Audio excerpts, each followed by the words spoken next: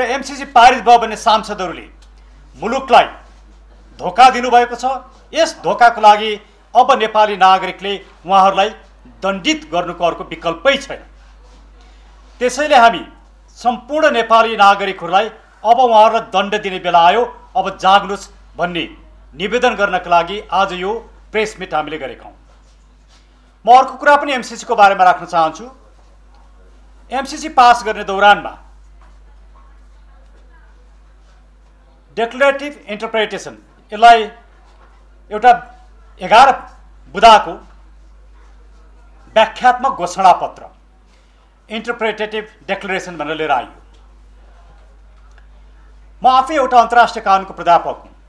मैले लामो समयसम्म अन्तर्राष्ट्रिय कानुन देश विदेशमा पढाएको छु। मैले जति अन्तर्राष्ट्रिय कानुन बुझेको छु त्यसका आधारमा मलाई के विश्वास छ भने यो व्याख्यात्मक टिप्पणी या घोषणाको कुनै अन्तर्राष्ट्रिय कानुनमा यसको वैधानिक मान्यता छैन। त्यो कुरा त हिजो भीमरावजी, देवगुरुङजी लगायतका सांसदहरूले संसद भवनमै पनि बोल्नुभयो।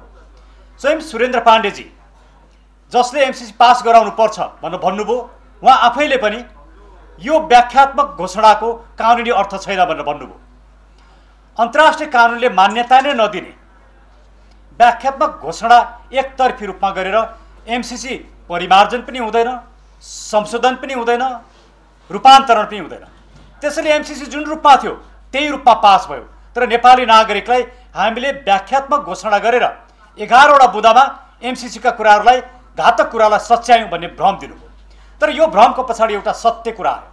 त्यो के सत्य कुरा आयो भने त्यो 11वटा बुँदाले एमसीसीको सुरुदेखि लेखेर व्याख्यात्मक रूपमा बोलेर हामीले जे बुँदामा एमसीसी गलत छ भनेर उठाएका थियौँ ती सबै कुरालाई उहाँहरूले स्वीकार गर्नु। अर्थात् एमसीसी गलत रहेछ, एमसीसी मुलुकको अहितमा रहेछ, एमसीसी घातक रहेछ भन्ने कुरा स्वीकार गर्नुभयो नि। 2 दिन अघिसम्म उहाँहरू भन्दै हुनुहुन्थ्यो कहाँ एमसीसी हाम्रो संविधानभन्दा माथि छ, कहाँ एमसीसी राष्ट्रघाती छ भन्नेले 11 बुँदा किन राख्नु पर्यो? 11 बुँदाको व्याख्या गर्नुपर्ने आवश्यकता त उहाँहरूले बोध गर्नुभयो नि। त्यसको अर्थ के हो भने एमसीसी घातक छ भनेर हामीले जसरी उठाइरहेका थियौँ, हामीले जे भनेका थियौँ ती सम्पूर्ण कुराहरूलाई उहाँहरूले त्यो 11 बुँदामा राख्नुभएको छ। तर केही महत्त्वपूर्ण कुराहरू छुटाउनु भएको छ। एउटा महत्त्वपूर्ण कुरा के छुटाउनु भयो भने त्यो उहाँहरूले नजानेर होइन, जानी बुझिकन छुटाउनु भयो। त्यो हो अदालतको क्षेत्राधिकार र सुरक्षा निकायको भूमिका।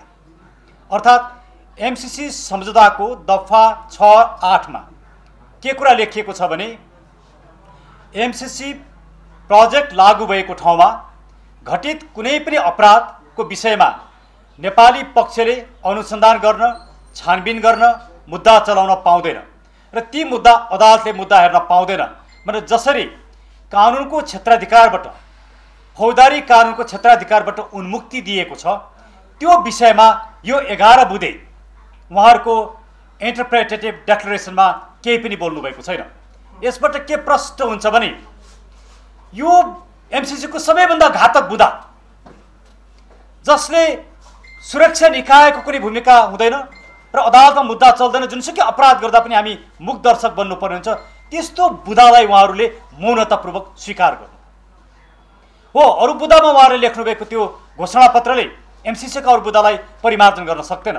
त्यसैले म उहाँहरूलाई के भन्छु भने एमसीसीको यो सम्झौता प्रतिनिधि सभाले अनुमोदन गरेको छ भने तपाईले अमेरिकन सरकार र एमसीसीलाई सूचना दिनुभन्दा अगाडि यो घोषणा पत्रमा अमेरिकी सरकारको सहमति छ भन्ने कुरा लिखित रूपमा लिनुहोस्। त्यो लिनुभयो भने हामी पुनर्विचार गर्न सक्छौं। तर एमसीसी को सम्झौताको दफा 6(8) को कुरा पनि राख्नुस्। यदि तपाई यो गर्न सक्नुहुन्न भने तपाईले नेपाल र नेपाली नागरिकलाई झुक्क्याइरहनु भएको छ, तपाईले धोका दिइरहनु भएको छ भन्ने कुरा प्रमाणित हुन्छ र यस किसिमको धोकालाई हाम्रो अब सबैभन्दा ठूलो धोकेबाज र शत्रु को भयो भने यिनै नेता, संसदमा बस्ने सांसदहरू र जसले एमसीसी पास गरे उहाँहरू। नेकपा एमालेका अध्यक्ष खड्गप्रसाद ओलीजी, तपाई सधैँ संसद बन्द गर्नुहुन्थ्यो, तर हिजो संसदमा एमसीसीलाई छलफल गर्न दिनु, पारित गर्न दिनुभयो। तपाईँ पनि एमसीसी बादी हो भन्ने कुरा अब नेपालीहरूले प्रष्ट रूपमा बुझिसकेका छन्। प्रचण्डजी र माधवजीले जुन नाटक गर्नुभयो त्यो कुरा प्रष्ट भइसक्यो। तपाईँहरूले एमसीसीको पक्षमा नै थप्पडी बजाइसक्नु।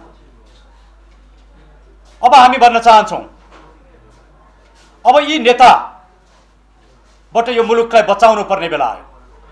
जबसम्म यी नेताहरू सत्तामा रहन्छन्, जबसम्म यी व्यक्तिहरूको हातमा शासन सत्ता रहन्छ, जबसम्म यो मुलुकको बागडोर ती नेताहरूको हातमा रहन्छ, तबसम्म यो मुलुक सुरक्षित छैन। अमेरिकाको बुई चढेर नेपालमाथि धावा बोल्ने काम यिनै नेताहरूले गरेको कारणले यी नेताहरूलाई दण्डित गर्नुपर्ने जरुरी हुन्छ। यिनीहरूलाई दण्डित गर्ने काम केवल सार्वभौम सत्ता सम्पन्न नेपाली नागरिकले मात्रै गर्न सक्दछन्। यदि नेपाली नागरिक नजाग्ने हो भने, नउठ्ने हो भने, एमसीसीको पक्षमा दीपावली गर्ने हो भने यो मुलुक मेरा मित्र बालकृष्णजीले भने जस्तै जोगिन बहुत गाह्रो हुन्छ, त्यो बहुत पीडादायक हुन्छ। त्यसैले म प्रत्येक नेपाली नागरिकलाई भन्न चाहन्छु, अब नेपाल निर्णायक घडीमा प्रवेश गर्यो। त्यो निर्णायक घडी भनेको अब यो शासन व्यवस्था यी नेताहरूले मुलुक बचाउन सक्दैनन्। हिजो भनियो एमसीसी पास हुनु भनेको गणतन्त्रको साँचो अर्थमा रक्षा हुनु। गणतन्त्र र एमसीसी एउटै कुरा भनेर हिजो धेरै ठाउँमा धेरै मानिसहरूले बोले। यसले प्रष्ट पार्यो गणतन्त्र के का लागि ल्याइएको रहेछ, राज संस्था के का लागि फालिएको रहेछ, धर्मनिरपेक्षता के को लागि बनाएको रहेछ, संघीयता के को लागि रहेछ, प्रष्ट रूपमा बुझ्यो। अब नेपाली नागरिकहरू अब हामी दुविधामा बस्नुपर्ने कारण छैन। नेपालका लागि नेपालीले यही फागुन 17 गते अर्थात् भोलिबाट गौशालाको क्षेत्रमा हामी 11 बजेदेखि 11:30 बजे भित्रमा भेला भएर यो व्यवस्था परिवर्तनका लागि आन्दोलन सुरु गर्दैछौँ। म सम्पूर्ण मिडियाका साथीहरूलाई र आदरणीय नेपाली नागरिकहरूलाई भन्न चाहन्छु, अब तपाईँ एउटा कित्तामा उभिदिनुहोस्। तपाईँ यिनै नेता, यिनै एमसीसी वादीलाई साथ दिने कि अब यो व्यवस्था परिवर्तन गरेर एमसीसी खारेज गर्ने? आन्दोलनको मोर्चामा डटेर लड्छौँ। तपाईँ साथ दिनुहुन्छ कि दिनुहुन्न? यदि तपाईँले साथ दिनु भएन भने मुलुकले दुःख पाउँछ। यहाँ बालकृष्णजी या म या अर्को कोही नेता बन्नका लागि हामी आएका छैनौँ। हामी भोलि यो आन्दोलन सफल भएपछि, यो सत्ता परिवर्तन भएपछि पनि यही वकालत गर्छौँ। त्यसबेला हामी फर्किन्छौँ पेसामा। तर जबसम्म यो व्यवस्थाको अन्त्य गरिँदैन, तपाईँको साथ रहिरहन्छ, तबसम्म हामी यो व्यवस्थाको विरुद्धमा आजदेखि हामीले ओर्लिएका छौँ, यो घोषणा गरेका छौँ र भोलिदेखि यो हामी आन्दोलनमा जाँदैछौँ र हामी सम्पूर्ण नेपाली नागरिकहरूलाई साथ दिनुको लागि हार्दिक रूपमा अनुरोध गर्दछौँ। यो आन्दोलन कुनै पार्टीले गरेको होइन, नेपालका लागि नेपाली पार्टीले गरेको होइन।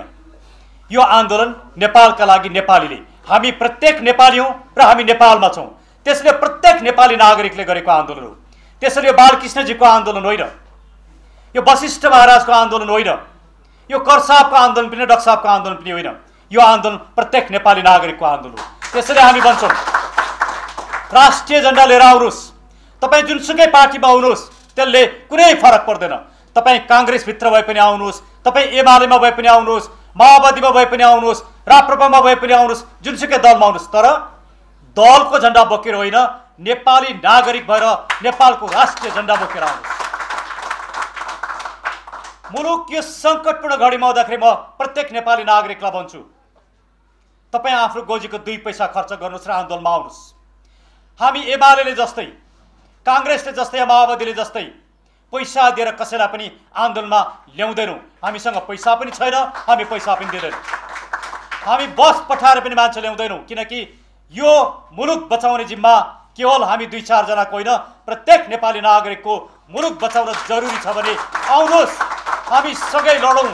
त्यो मोर्चाको नेतृत्व गर्न हामी तयार छौँ। हामीलाई सत्तामा जानु छैन, हामीले सत्तामा जानका लागि आन्दोलनमा आएका होइनौँ। म वकालतमै रहनेछु, बालकृष्णजी वकालतमै रहनुहुनेछ। सत्ता सञ्चालन गर्ने बेला तपाईँले नै गर्नुहोला, सक्षम व्यक्ति आउनुहोला, आन्दोलन नेतृत्व जन्माउनेछ, त्यो नयाँ नेतृत्वलाई हामी बुझाउनेछौँ। त्यसैले भ्रममा नपर्नुहोस्। हामीलाई मन्त्री हुनका लागि, प्रधानमन्त्री हुनका लागि हामी आन्दोलन गरिरहेका छैनौँ। हामीले सार्वजनिक रूपमा यो कुरा घोषणा गरेका छौँ। त्यसैले आज प्रत्येक नेपाली नागरिकले हामीलाई साथ दिन जरुरी छ। यो आन्दोलन नेपालको आन्दोलन हो, नेपालीको आन्दोलन हो, मुलुक बचाउने आन्दोलन हो। त्यसैले नेपाली नागरिकको आन्दोलन। म प्रत्येक नेताहरूलाई भन्न चाहन्छु, यदि तपाईसँग अहिले पनि अलिकति पनि राष्ट्रभक्ति छ, यो मुलुकप्रतिको माया छ, सार्वभौम सत्ता प्यारो छ भने अब आन्दोलनको विकल्प छैन। चुनावमा गएर चुनावमा जितेर तपाईँ सांसद बन्नुहोला, मन्त्री बन्नुहोला, तर राज संस्था पनि फर्किँदैन, हिन्दू धर्म पनि आउँदैन, संघीयता पनि जाँदैन। त्यसैले चुनावको बहानामा एजेन्डा बेच्ने काम नगरौँ। कमल थापाको बाटोलाई परित्याग गर्नुहोस् र राष्ट्रवादी साथीहरू पनि यो आन्दोलनमा, यो मोर्चामा आउनुहोस्। म हार्दिकताका साथ निवेदन गर्न चाहन्छु। म आज अलिकति ढिलो आएँ। एमसीसीकै मुद्दा सर्वोच्च अदालतमा थियो र त्यही मुद्दामा बहस गर्ने क्रममा ढिलो भयो। एमसीसीको मुद्दा प्रक्रियामा गएको छ। त्यसैले म यो शुभ समाचार पनि यहाँहरूलाई सुनाऊ। केही समय अझै पनि लाग्छ र हामी अदालतबाट पनि एमसीसीको विषयमा अदालतको मोर्चामा पनि हामी भिड्नेछौँ, तर हामी अबदेखि आन्दोलनको मोर्चामा छौँ। साथ दिनुहोस्। धन्यवाद।